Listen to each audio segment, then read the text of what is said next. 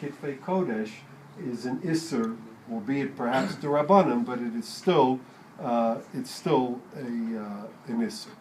And then we come to Rav Moshe Feinstein, with which I'll conclude.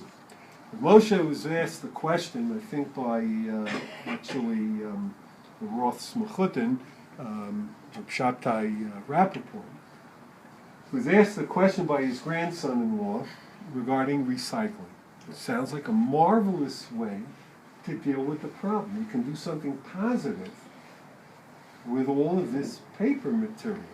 Of course, what goes into the recycling, and I think most people would not have a problem if there was a Torah recycling company that recycled only Divrei Torah for purposes of creating paper to print more alonim, so that next week you can then recycle them to print the following week's alonim, then there wouldn't be a problem. That's erasing in order to write. Our problem is the companies that deal with this on a scale of economy take all kinds of paper, so everything's being mixed in, and they're producing paper for all kinds of purposes. Some hold that even for toilet paper, but other people tell me that's not the case. But it's plain paper for all kinds of varied uses, most of which are not for Torah purposes. So Rav Moshe comes up with a brilliant chiddush, as is so his style. He says there are two dinim of Kedusha.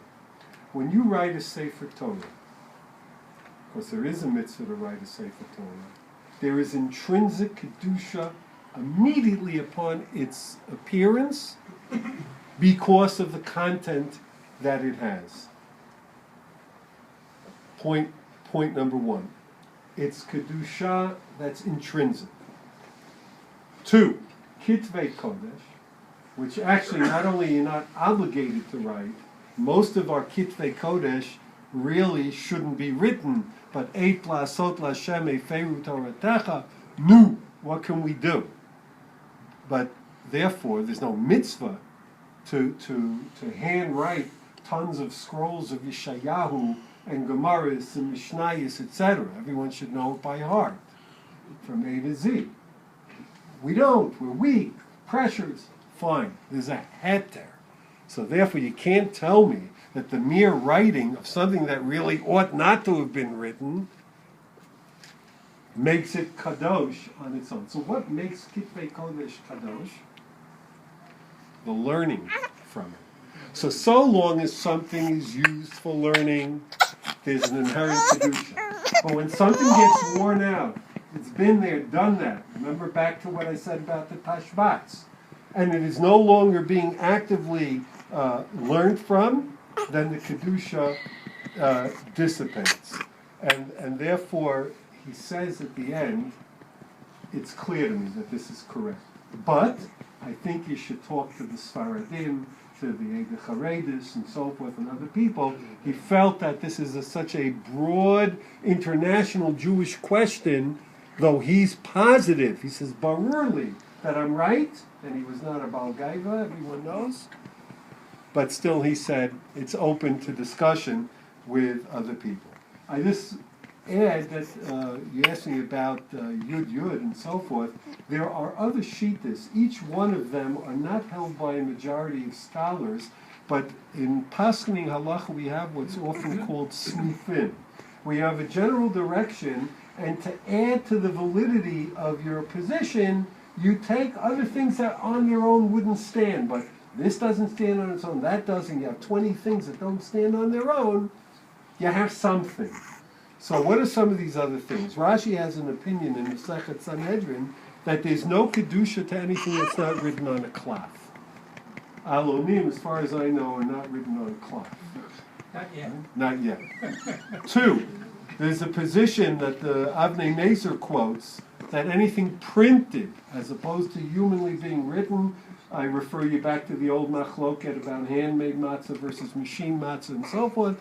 If it was printed, as opposed to imbued with the kavana of each letter of the person writing it, no kedusha. That's a second. Again, most people say no, printing is a problem. Most people say no, even if it's not on cloth, it's a problem. But keep this position and that position in mind. Then there's another position that says if it's not written in the Syrian script, called Ktav Ashuri, which we're familiar with, let's say, from a Sefer Torah, no Kedusha. Again, all the printed material doesn't have Ktav Ashuri. And a fourth position, It does have, but it wasn't written. The letter shapes are Ktav Ashuri as we read them, the square letters, but they weren't written. The image was created. No, not I'm by saying text. Arial font Hebrew is not Ktav Ashurit. No, but there are many others that are. I mean, the regular Siddur is printed with a font which Some is are, Ktav okay, Ashuri. some are, okay. But I'm just giving you a variety of. Generation is By not the by writing. understand, for example, my notes. Should I want to get rid of them? So is this a Shemus issue? Right? Okay. So there's no Ksav Ashuris here. I can barely read what I wrote. Anyway, and one last opinion is it's not so relevant here, but it's probably relevant in Chutzlaretz. If it was printed by a guy can't infuse Kedusha into this. The first Talmud. Yeah. So between Guy, parchment, The Ksav Tanakh given out by Ashuris, missionaries printing. is exactly this issue. That's another thing. The Tanakh given out by missionaries, not only does it not have Kedusha, you should burn it. Unless you're a heretic like me who has a rabbi. I always kept, when I was in Virginia, I got about 20 to 30 brought to me every year by my Christian spiritual mentors. I kept one so that, Damasha Tashiv kind of thing for me. And I still have it here. One of my kids, actually very recently, says, "Hey, what's this?"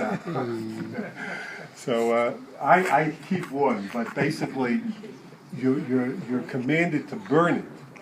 But that's something else. In any event, those are enough things. Plus, what happens when you recycle? What are you doing? What are you doing? You know what's going to happen to that paper. But what have you done? Into the bin. I put it in a bin. I put it on the table and someone swipes it up and then melts it down and crushes it into pulp to remake paper. Is that my problem? So when you put it in the bin, you really haven't done anything. The first act really is when they go and haul it to the manufacturing plant, etc. Plus, I said Kitvei Kodesh is the minority of what's written on the recycled paper.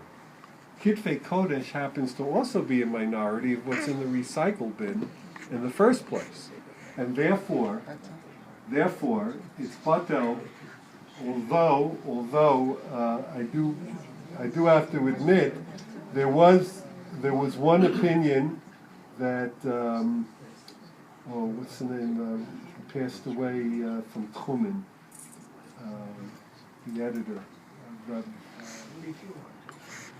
Anyway, there's one opinion that actually in the recycling plant, they have people sorting out the different kinds of paper.